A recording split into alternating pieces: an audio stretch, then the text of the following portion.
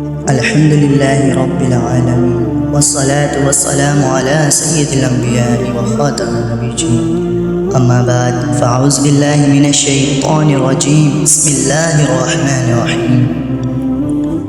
افسوس، 100 کروڑ افسوس کہ ہم دوسروں کو قبر میں اترتا ہوا دیکھتے ہیں، مگر یہ بھول جاتے ہیں کہ ایک دن ہمیں بھی قبر میں اتارا جائے گا۔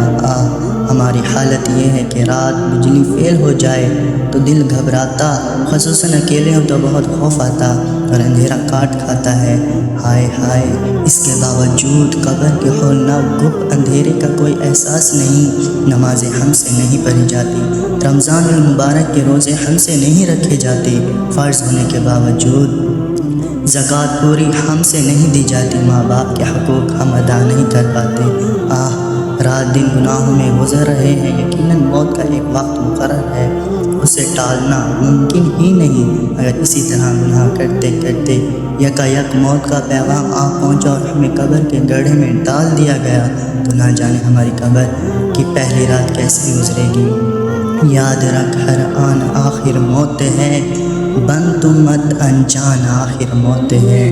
مرتے جاتے ہیں ہزاروں آدمی، عاقل و نادان آخر موت ہے۔ کیا خوشی ہو دل کو چندے زست سے، غم زدہ ہے جان آخر موت ہے۔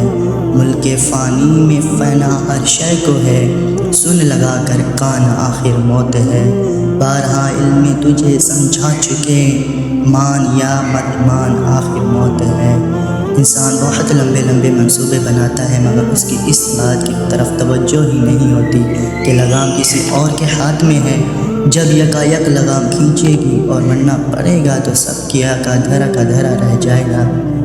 چنانچہ کہا جاتا ہے کہ ملتان کا ایک نوجوان دھن دولت کمانے کی دھن میں اپنے وطن، شہر، خاندان وغیرہ سے دور کسی دوسرے ملک میں جا بسا، خوب کماتا اور گھر والوں کو بھجواتا، باہم مشورے سے عالیشان کوٹھی بنانے کا طے پایا۔ یہ نوجوان سال ہر سال رقم بھیجتا رہا، گھر والے مکان بنواتے اور اس کو خوب سجاتے رہے، یہاں تک کہ عظیم الشان مکان تیار ہو گیا۔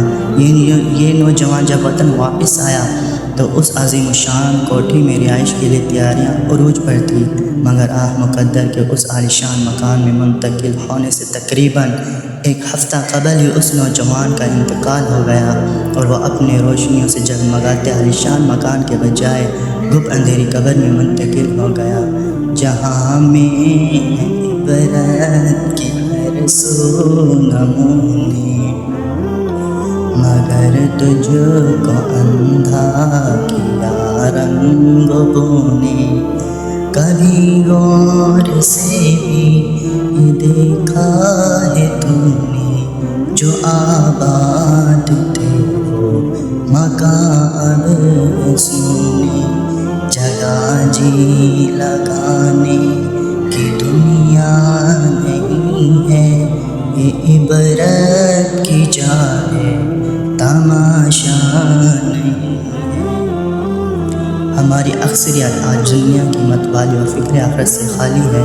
ہم میں سے کچھ تو وہ ہے جو فانی دنیا کی لذتوں کے باعث مسرور و شہدا، زوال و فنا سے بے خوف، موت کے تصور سے ناآشنا، لذات دنیا میں بدمست ہے، تو بعض وہ ہے جو اس دار ناپیدار میں یکایک موت سے ہمکنار ہونے کے اندیشے سے نابلد سہولتوں اور آسائشوں کے حصول میں اس قدر مگن ہو گئے کہ قبر کے اندھیروں، وحشتوں اور تنہائیوں کو بھول گئے۔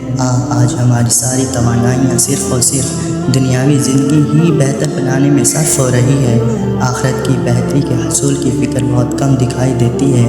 ذرا غور تو کیجئے کہ اس دنیا میں کیسے کیسے مالدار لوگ گزرے ہیں جو دولت و حکومت، جاہ و حشمت، اہل و عیال کے عارضی انسیت، دوستوں کی وقتی مصاحبت اور خدا کی ہوش مردانہ خدمت کے بھرم میں قبر کی تنہائی کو بھولے ہوئے تھے، مگر یکایک فنا کا بادل گر جا، موت کی آندھی چلی اور دنیا میں تا دیر رہنے کی ان کی امیدیں خاک میں مل گئی۔